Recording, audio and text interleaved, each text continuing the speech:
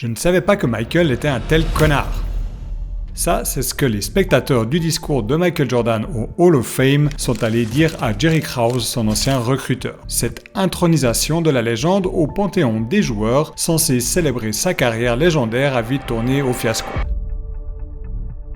On est en septembre 2009 à Springfield et alors que Michael Jordan apparaît devant les 2600 proches et journalistes présents pour l'occasion, il n'arrive pas à se contenir et commet l'une des plus grosses erreurs de sa vie, passant près de 23 minutes à cracher sur le monde entier, dévoilant ainsi son vrai visage. Michael se moque de blesser les gens. C'est l'un des basketteurs les plus intelligents avec lesquels j'ai travaillé, mais ce truc du Hall of Fame, ce discours, ça m'a aidé à faire réaliser aux gens combien il est bête. Quand ce fut terminé, personne ne voulait être comme Mike. Et ça, ce n'est qu'un des nombreux témoignages que ses proches ont livrés, laissant entrevoir une personnalité autocentrée, manipulatrice, égocentrique, voire méchante. Le champion était loin d'être aussi sympathique qu'il le montrait. Au contraire, il aurait soigneusement caché une facette de sa personnalité au grand public tout au long de sa carrière. Une facette centrée sur la domination, qui lui a permis de devenir le grand joueur qu'on connaît tous. Et c'est justement ce côté sombre que nous allons explorer dans cette vidéo. Alors, pour le comprendre, faisons un bond dans le passé.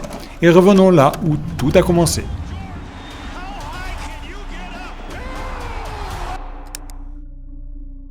Michael Jordan est encore tout jeune lorsqu'une énorme rivalité naît avec son frère Larry, le petit chouchou du père qui ne supporte pas de perdre l'attention de ses parents suite à la naissance de la future légende. À l'époque, la famille ouvrière de James et Dolores Jordan, les parents, comprend 5 enfants. 2 fils dont Larry, 2 filles et le petit dernier Michael Jordan. Et même s'il a 1 an de moins que lui, Michael est déjà bien plus grand en taille que son frère aîné. Frère aîné qui, avec sa force, essaye toujours de le ramener à son rang de petit frère. Tous les soirs, après l'école, les 2 frères se donnent rendez-vous dans l'arrière-cour de la maison pour s'affronter sur le terrain de basket. Ils passent régulièrement des heures à s'affronter, quitte à en finir avec les points. Tous les jours de sa vie et pendant des années, Michael va entretenir cette rivalité avec Larry. Ce sera aussi le cas lorsque Michael finira champion d'ailleurs. Il n'arrivera pourtant jamais à le dominer une seule fois, que ce soit à la bagarre ou sur les terrains de basket. Jour après jour, l'issue est toujours la même. Michael ne gagne jamais face à son frère. Et là où certains auraient pu relativiser, lui ne voit que l'échec cuisant. Ce sentiment répété pendant des années va finir par le hanter à vie. À tel point que le père de la future légende, James Jordan, dira quelques décennies plus tard « Je pense que si Michael est devenu aussi bon, c'est parce que Larry le battait tout le temps. » Mais n'allons pas trop vite, car à l'époque, la vie de famille n'est pas aussi simple qu'il n'y paraît.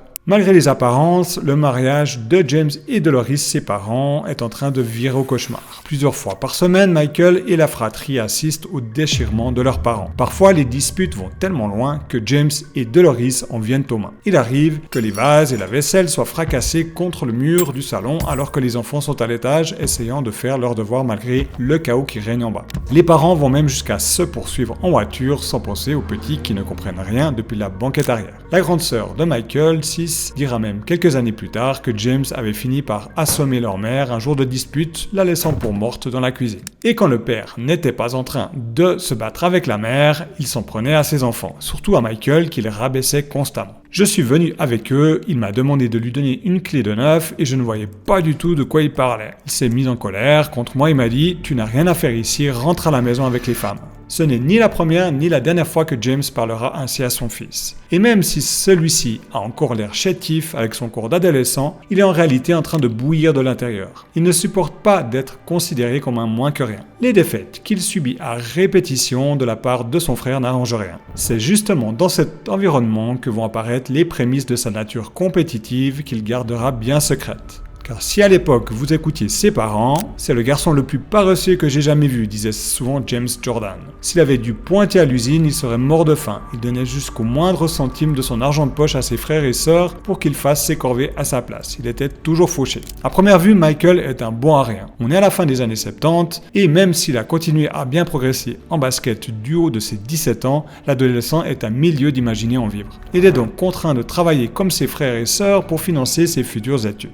Problème, il ne veut travailler pour rien au monde, par peur d'être pris en dérision et de devoir se soumettre à l'autorité. Son père a beau le harceler à ce sujet, il n'arrive pas à le convaincre. Sa mère, inquiète, réussit cependant à lui trouver un petit poste dans l'hôtel d'une connaissance. Michael n'a alors pas le choix. S'il ne veut pas décevoir sa mère, il doit aller travailler. J'étais l'homme à tout faire de l'hôtel, raconta Michael quelques années plus tard. Je nettoyais la piscine, je peignais les rails, je changeais les filtres, des climatiseurs et je balayais l'arrière-salle. Pour 3,10 $. Le futur joueur ne supporte pas l'idée d'être vu par ses amis et qu'on se moque de lui. Selon lui, il a trop à perdre avec ce genre de job. Alors la semaine suivante, il quitte définitivement l'hôtel. Plus jamais ça. Je finirai peut-être clodo, mais je n'irai pas bosser 8 heures par jour. Dans le même temps, il est écarté de l'équipe de basket de son lycée à cause de sa taille considérée comme trop petite pour évoluer. Tout aurait pu s'arrêter là. Mais il était hors de question pour Mike de rester sur un échec. Et comme vous allez le voir, il va se créer sa propre chance. Lui qui n'avait rien pour réussir va finalement parvenir à retourner le basket au niveau mondial sans que personne ne le voie venir. À la fin de l'été suivant, Michael a gagné 10 cm. Dans le même temps, il a passé l'été à travailler son jeu comme si sa vie en dépendait. Il décide alors de retourner voir l'équipe de l'école qu'il avait écartée et il est accepté. En seulement quelques semaines, il atteint une moyenne de 20 points par match, ce qui lui permet d'être sélectionné dans le McDonald's All-American Team. Une équipe composée des meilleurs joueurs inscrits dans les lycées américains. Puis tout s'enchaîne. En 1981, Jordan obtient une bourse pour jouer au basket à l'université de Caroline du Nord. Avec une moyenne de 13 points par match, il est élu meilleur joueur de l'année. Un an plus tard, il marque le panier permettant à son équipe de remporter le championnat universitaire NCAA devant plus de 60 000 spectateurs, un record pour l'époque. Après un temps mort demandé par le coach Dean Smith, à 32 secondes de la fin, les Tar Heels, l'équipe rivale, font une action offensive. Jordan profite de l'occasion pour bloquer un des joueurs et récupérer le ballon. Il enchaîne avec un jump shot sous les yeux ébahis du public qui permet à l'équipe de dominer à un point près à 15 secondes de la fin.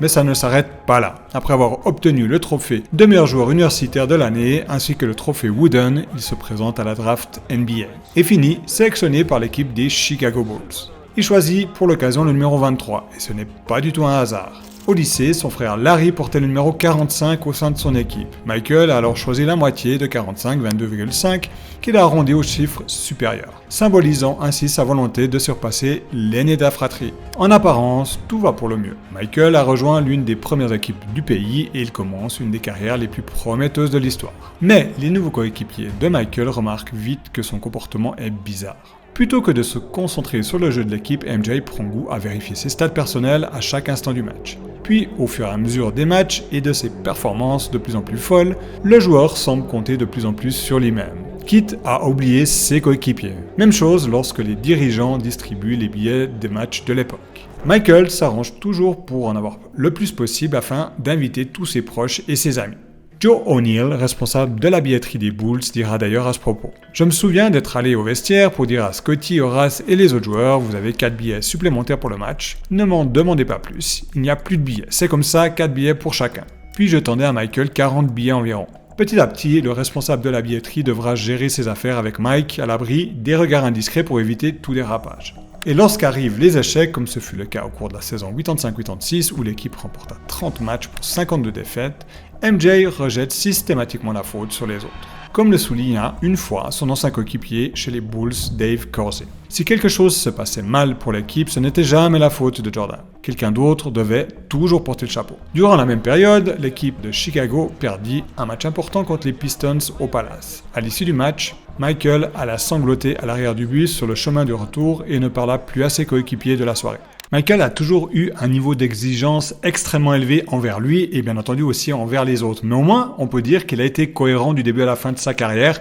Il avait autant d'exigences vis-à-vis des autres que vis-à-vis de lui-même. Pourtant, aux yeux du grand public, le jeune joueur est en train de devenir une star comme on en a rarement vu dans le monde du basket. Avec plus de 51% de tirs réussis, il détrône l'ancienne légende Kareem Abdul-Jabbar. À la même période, il convoite un partenariat avec Adidas, sa marque préférée, mais ces derniers ne sont pas intéressés. Selon eux, Mike n'est pas assez important. La marque Nike, en revanche, n'hésite pas à lui proposer un contrat de 2,5 millions de dollars. C'est ainsi que naîtra la paire mythique des Air Jordan qui contribuera énormément à la notoriété de la future légende. À ce propos, Art Chansky, journaliste sportif qui avait connu Jordan à ses débuts en Caroline du Nord, dira « J'ai été tout simplement époustouflé de voir l'effet qu'il produisait sur tout le monde au vieux Chicago Stadium, homme ou femme, lorsqu'il traversait les allées et circulait entre les sièges situés derrière le panier pour rejoindre le parquet. Je regardais leur visage, j'observais comment ils changeaient radicalement. Il était perçu comme le Messie. Dans le vestiaire après le match, les journalistes autour de lui avaient l'allure des 12 apôtres. Alors que le pouvoir de Jordan grandit à vue d'œil, des tensions commencent à naître avec d'autres stars de la ligue, comme Isaiah Thomas ou encore Magic Johnson. À l'abri des regards indiscrets, les vétérans de l'équipe All-Star critiquent Michael pour son arrogance et font en sorte de lui compliquer la tâche en conservant la balle sur le terrain. En guise de réponse, le jeune rookie joue de plus en plus perso. Plein de rage, les défaites qu'il a essuyées durant sa jeunesse en tête, le rejet d'autres stars qui essayent de l'évincer, il devient une véritable machine à tuer et cherche à punir tout le monde. Tous les paniers qu'il marque sont comme de petites revanches sur tous les échecs qu'il a connus. Il est bien clair que le passé influence notre présent et notre futur. Dans le cas de Michael, clairement, les matchs perdus contre son frère en 1 contre 1, ensuite la non-sélection dans une équipe, puis les différentes défaites qui ont suivi le début de sa carrière n'ont fait que renforcer son envie de se battre, d'être toujours le meilleur. Et par contre, ça a aussi un petit peu mis en avant en fait ce côté un petit peu individualiste, le fait qu'il veut toujours avoir les meilleures statistiques. Donc maintenant, c'est la question, s'il n'avait pas eu ces blessures, est-ce qu'il aurait été autant bon ou pas? C'est ce qu'on verra dans la suite de cette vidéo. Et alors que rien ne semblait pouvoir l'arrêter, tout bascule le soir du 29 octobre 1985. Alors que Jordan a déjà marqué 12 points contre les Golden State Warriors, une mauvaise réception lui crée une douleur au pied gauche. Son coach, Stan Albeck, ne veut plus prendre de risques et le force à rester sur le banc. Lorsque le diagnostic arrive, c'est le drame, Michael a le pied cassé et ne pourra pas assister aux 64 matchs suivants. C'est ainsi qu'il se lance dans un passe-temps qui deviendra complètement incontrôlable, les paris sportifs. Au début, les montants sont de l'ordre de quelques centaines ou quelques milliers de dollars, seulement la situation va vite lui échapper. Quelques années plus tard, le grand public apprend que Michael doit plus d'1,2 million de dollars à Richard Esquinas, un ami avec qui le basketteur allait régulièrement jouer au golf pour s'échapper et retrouver l'adrénaline du jeu en pariant de grosses sommes sur leur victoire potentielle. Esquinas lui mettra la pression pour récupérer l'argent et finira par publier un livre sur le sujet pour se venger. Mais les ennuis ne s'arrêtent pas là. Au début des années 90, Eddie Dow, un garant de caution judiciaire, fut tué lors d'un cambriolage chez lui. Lors de la fouille, la police découvrit 3 chèques émis par Michael Jordan pour un montant de 108 000 $. Encore des dettes de jeu. Dettes de jeu qui ne le mettaient pas dans l'embarras financièrement au vu des dizaines de millions accumulés, mais suffisamment pour ternir son image. Preuve que le basketteur peinait à contrôler ses pulsions. Do you have a gambling problem? No, I enjoy it. It's a hobby. If I had a problem, I'd be starving. I'd be hawking this watch. My championship rings, I would sell my house. I would do this. My wife had left me, or she'd be starving, or my kids would be starving. I do not have a problem. I enjoy gambling. Entre-temps, Michael a repris le basket et profite de chaque virée dans le pays pour passer ses nuits enfermé au casino. Le jour, il revient sur le terrain plus déterminé que jamais à en découdre avec tout le monde. Encore plus lorsqu'il perd beaucoup d'argent au jeu. Jusqu'à ce que, pour la première fois, la situation dégénère vraiment avec un de ses coéquipiers. On est en plein camp d'entraînement des Bulls juste après leur défaite face au Magic en playoff. Michael, tendu, joue hyper physique. Les fautes s'enchaînent de tous les côtés. Pour ne rien arranger, Michael pourrit les membres de l'équipe tout au long du match à base de provocations et de moqueries. Et même si personne ne dit rien, Steve Kerr, nouvelle recrue de l'époque, décide de ne pas se laisser faire. J'ai mal pris un truc qu'il m'a dit, donc je lui ai répondu et il n'a pas apprécié. On s'est retrouvé près de la touche et il m'a donné une manchette sur le torse. Je l'ai repoussé et la suite, vous la connaissez. Les joueurs s'échangent des coups pendant quelques secondes jusqu'à ce que les coéquipiers les séparent. Steve Kerr finira avec un œil au beurre noir. Michael finira par s'excuser après les pressions de son coach. Pourtant, ce ne sera pas la dernière fois que Michael en viendra au point avec ses coéquipiers. Judd Buechler et Will Perdue en feront aussi les frais. Mais si jusqu'ici ses coéquipiers étaient les seuls à en pâtir, les années suivantes vont laisser entrevoir un joueur tout aussi dur avec ses supérieurs. Au cours de l'année 1995, Michael Jordan se montre de plus en plus agressif avec Jerry Krause, le manager de l'équipe. Pensant que celui-ci était responsable du licenciement de son coach préféré Johnny Barr, il veut lui en faire baver à tout prix. Alors à chaque fois que le manager se trouve dans le bus de l'équipe, Michael fait tout pour le déstabiliser. Cela commença par quelques moqueries, puis par des remarques de plus en plus fréquentes jusqu'à ce que Krause devienne une véritable tête de turc pour le joueur. Lors des déplacements, Michael était en permanence au fond du bus. Et dès que Jerry était dans les parages, il s'attaquait verbalement à lui. Puis petit à petit, tout le monde finit par y passer. Tony Kukoc en prit pour son grade car il n'avait pas une assez bonne défense.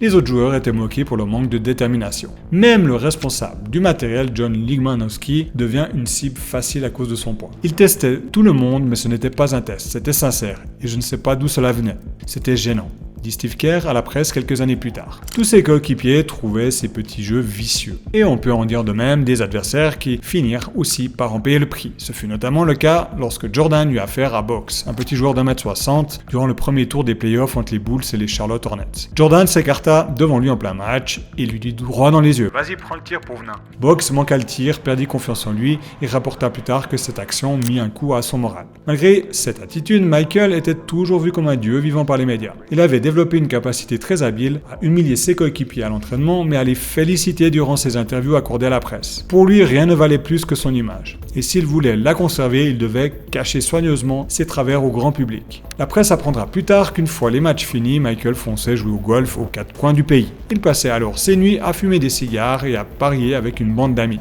notamment Tiger Woods, un grand joueur de golf qui sera plus tard accusé d'avoir une sérieuse addiction sexuelle. Lorsqu'il sera confronté aux faits accomplis par les médias, l'un de ses responsables dira que Jordan était à l'origine de ces déviances. Vu de l'extérieur, la vie de ces grands sportifs, ces grandes stars paraît toujours facile. On se dit, ils ont plein de réussite, ils ont plein d'argent, ils font ce qu'ils veulent. Mais dans la réalité, ils sont harcelés de toutes parts par les fans, par les journalistes. Le moindre petit fait est scruté. Donc c'est très difficile d'avoir une vie en guillemets normale pour ces gens-là. Et il est très fréquent de voir des petites déviances. C'est plutôt compréhensible dans un monde où finalement ils sont oppressés de tous les côtés. Alors que les critiques s'étendent dans les hautes sphères, qui sont les seuls à connaître les agissements de Jordan, son image, si bien entretenue auprès du grand public, reste, elle, encore intacte. Mais il ne pourra pas cacher ses défauts bien longtemps. Et tout allait commencer en 2000, près de 9 ans avant le discours mythique du Hall of Fame, qui fera tout basculer. On est en janvier 1999 et après le départ de Scottie Pippen et Dennis Rodman de l'équipe des Bulls, Michael décide de mettre sa carrière de joueur en pause. Jordan est fatigué après avoir dominé la NBA pendant des années et ne se voit pas jouer sans ses coéquipiers les plus déterminés. Dès l'année suivante, il devient copropriétaire et responsable d'un club pour la première fois de sa vie en prenant la direction des Wizards de Washington. Par le passé, ses performances hors normes sur le terrain parvenaient à couvrir son côté sombre. Mais en tant que dirigeant, Michael comprit très vite que ce rôle ne ferait qu'amplifier ses défauts. Au début, il remet les compteurs à zéro en virant les joueurs les plus chers et les plus impopulaires, comme l'ailier Juwan Howard et le meneur Rod Strickland. Il fait aussi en sorte que les joueurs tournent en permanence sur le terrain. Puis son esprit de compétition revient au galop, et dès les premiers matchs, il leur met une pression monstre. Pourtant, les résultats sont toujours aussi décevants. Mike décide alors de se remettre à jouer pour aider l'équipe à performer, mais les tensions qu'il avait connues avec ses anciens collègues refont très vite surface. Lui qui arrive tous les matins avant tout le monde pour travailler ses gammes, lui qui joue malgré les blessures et les douleurs au genou, lui qui est le dernier à partir après chaque entraînement, critique les joueurs de l'équipe des Wizards pour leur manque d'implication. En fait, Michael ne peut pas supporter que les autres ne fassent pas autant que lui. Et même s'il réalise encore de très belles performances à l'aube de ses 40 ans, son aventure auprès des Wizards prendra fin en mai 2003 après s'être fait licencier de son rôle de dirigeant par le propriétaire du club. How competitive was Michael Jordan when he was 40 when you guys were playing? It was amazing. He was always the first guy in the gym. And he did such an amazing job of kind of directing and leading all of us that year. Just with his dedication as a 40-year-old player, you know, he would get his knees worked on before the games.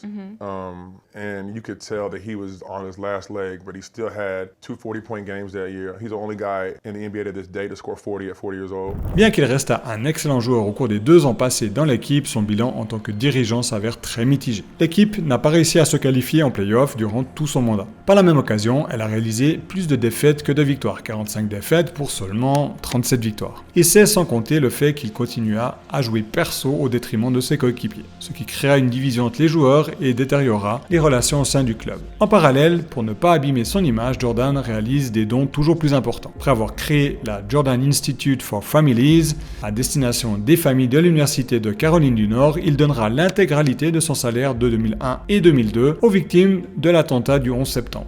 Puis il profite de sa passion pour le golf afin de lancer un tournoi à vocation caritative qui permettra de récolter plus de 7 millions de dollars pour diverses associations comme la Croix-Rouge américaine ou encore la fondation Ronald McDonald. Mais dans les coulisses, la situation vire au drame. Ayant pris sa retraite après avoir investi dans des restaurants et dans l'équipe des Hornets de Charlotte, il passe son temps à faire le tour du globe pour jouer au golf, parier et faire la fête.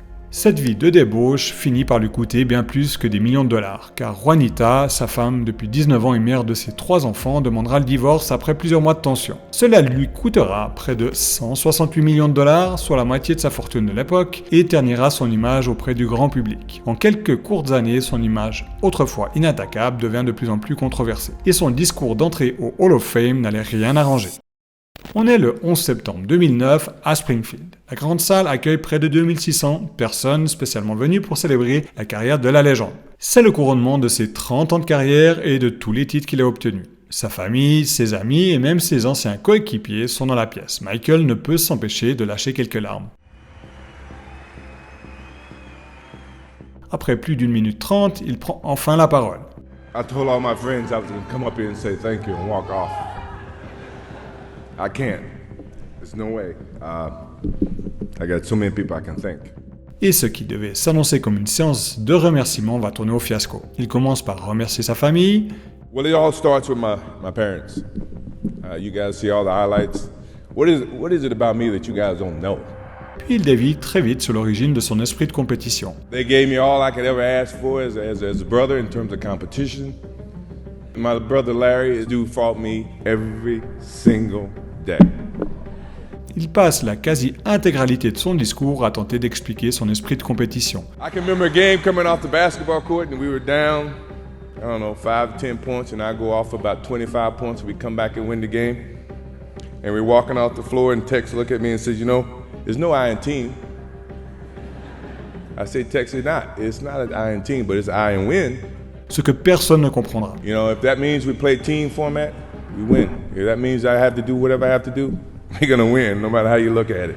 And then you had all your media naysayers. Oh, scoring champion can't win an NBA title, or you know, you're not as good as Magic Johnson, you're not as good as Larry Bird. You're good, but you're not as good as those guys. You know, I had to listen to all this, and that put so much wood on that fire that it kept me each and every day trying to get better as a basketball player. Phil Jackson, l'ancien entraîneur des Bulls, suit l'événement depuis un bar. Il voit tous les clients se décomposer en écoutant le discours de MJ. Et malgré les rires qu'on entend dans la salle, la plupart des proches de la légende sont mal à l'aise. Jerry Krause, l'ancien recruteur des Bulls, qui n'a pas pu être présent pour l'occasion, déclarera plus tard: Michael se moque de blesser les gens. C'est l'un des basketteurs les plus intelligents avec lesquels j'ai travaillé, mais ce truc du Hall of Fame, ce discours, ça m'a aidé à faire réaliser aux gens combien il est bête. Il y a une quantité de gens qui sont venus me voir après ce speech et qui m'ont dit: je ne savais pas que Michael était un tel connard. L'ancienne star des Bulls qui a simplement tenté d'expliquer l'origine de sa compétitivité s'est tiré une balle dans le pied. Le journaliste sportif Rick Riley écrira à ce propos dans le magazine Sports Illustrated. C'était tour à tour rude, vindicatif et incendiaire. Cela n'avait aucun tact, c'était égocentrique et malvenu. Quand ce fut terminé, personne ne voulait être comme Mike. Amis ou rivaux, présents ou absents, tout le monde y passe. Le public et même les proches de Michael sont surpris de découvrir qu'il n'avait toujours pas digéré le fait d'avoir été écarté de l'équipe du lycée 30 ans plus tôt. Il n'est pas toujours simple en fait de transformer de manière positive les frustrations du passé, et dans le cas de Michael qui était oppressé de tous les côtés, adulé, oppressé et scruté de tous les côtés, ça a plutôt mis en avant en fait son côté compétiteur et sa culture de la gagne. Donc d'un côté ça a été positif, mais c'est vrai que s'il avait été accompagné peut-être d'une certaine manière,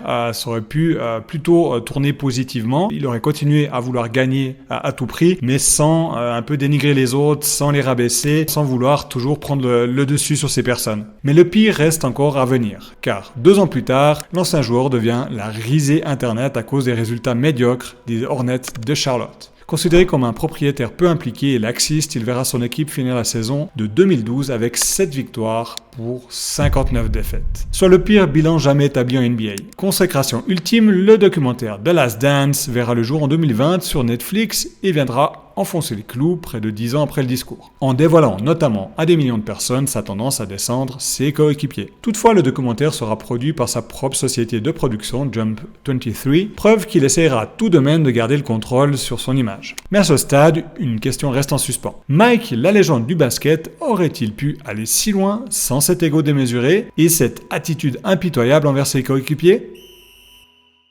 MJ, qui jouait très perso sur le terrain, avait une fois été repris par l'entraîneur Tex Winter qui lui avait dit « Il n'y a pas de lettre I dans le mot team ». Ce à quoi Michael avait répondu « Ouais, mais il y en a une dans le mot win ». Cette anecdote résume très bien le grand débat de la carrière de Michael Jordan, l'individu en opposition au groupe. l'ego démesuré en opposition à la réussite collective. Pourtant, c'est bien parce que Mike avait un esprit aussi compétitif que calculateur qu'il a pu atteindre un tel niveau. C'est aussi parce qu'il avait un ego pareil qu'il a pu mener les Bulls au sommet de la NBA. Et avec un bilan de 30 points par match, pour 32 292 points au total, il s'en sort plutôt bien, faisant de lui le meilleur joueur de l'histoire de la NBA. C'est aussi cette opposition de son côté sombre et son image de Dieu vivant qui lui a permis d'inspirer des millions d'Américains, que ce soit dans les stades ou depuis leur télévision, puis une génération de joueurs par la même occasion. Si l'on creuse au-delà des apparences, il semble que Michael Jordan ait fait tout ça dans l'unique but de pousser ses coéquipiers à toujours plus d'excellence. Si je les pousse à bout, je ne le fais pas avec l'intention de les pousser à bout. Je les pousse à bout pour qu'ils comprennent le niveau d'exigence qu'il faut pour devenir champion. Jim Stack, un ancien joueur qui côtoya la légende, était lui-même étonné du fossé entre le joueur, que le public adorait, et la figure grossière qu'il voyait aux entraînements de Chicago. Michael était bien élevé, mais quand il était en mode compétition, il tournait l'interrupteur et le laissait bloquer. En dehors du terrain, il était l'une des personnes les plus avenantes, les plus charismatiques de tous les temps. Mais quand il se mettait en mode compétition, il pouvait vous arracher le cœur. Grâce à ce mode compétition jamais vu en NBA, Mike a redéfini l'excellence dans le basketball, montant la barre des sacrifices à faire pour réussir un peu plus haut. Il a aussi permis de rendre le basket populaire dans le monde, apportant un second souffle à la NBA qui s'est fait ainsi une place à l'international. Mais surtout, il a pu redistribuer des millions de dollars pour améliorer la vie de ceux qui en avaient le plus besoin. Dans le fond, ce côté sombre est peut-être le prix à payer pour devenir une légende, car il est révélateur de la hargne qu'il faut pour atteindre le sommet. Ça m'était dur d'avoir affaire à un gars qui n'avait pas cette compétitivité, expliquera Michael Jordan à la fin de sa carrière. Je testais toujours ce trait de caractère chez mes coéquipiers. Je les provoquais pour voir s'ils mordraient à l'hameçon. S'ils n'y mordaient pas, je savais que je pourrais compter sur eux quand la pression se ferait sentir en match. Sans surprise, ce côté sombre est un trait de caractère qu'on trouve chez de nombreuses personnalités. De Poutine à Mike Tyson, en passant par Trump, les plus grandes personnes de ce monde sont souvent les plus controversées. C'est vraiment intéressant d'analyser toutes ces personnes qui ont une double facette et ce côté qu'on dirait plus controversé, plus sombre. On remarque qu'elles ont eu souvent un impact très positif sur la vie de milliers de personnes. On a l'impression que c'est un petit peu par hasard, par ricochet, le but c'était de s'enrichir, mais on a différents exemples comme Trump, Berlusconi et puis encore là Michael qui ont amené un bien fou à des millions de personnes. À mon avis, c'était pas totalement sans lien avec leur personnalité. C'est clair qu'ils n'allaient pas crier publiquement qu'ils voulaient sauver le monde et sauver la faim dans le monde, mais par contre ils ont amené un bien-être, un confort à des centaines de milliers voire des millions de personnes et ça faut leur laisser. Pour moi c'est pour ça des grands hommes et principalement Michael qui m'a amené un plaisir fou et une passion folle pour le basket qui est toujours intacte maintenant. Donc merci Michael, merci pour ta culture de la gagne et merci d'avoir été qui t'as été. C'est notamment le cas d'un ancien dirigeant italien qui a réussi à prendre le contrôle total du pays sans aucun capital de départ. Fort d'une détermination sans faille, il a réussi à naviguer dans les eaux troubles pour se frayer un chemin jusqu'au sommet du pouvoir. Cet homme, c'est Silvio Berlusconi et je vous raconte son histoire en détail juste ici. C'était Patrick Robetti et je vous dis à très bientôt pour une prochaine enquête.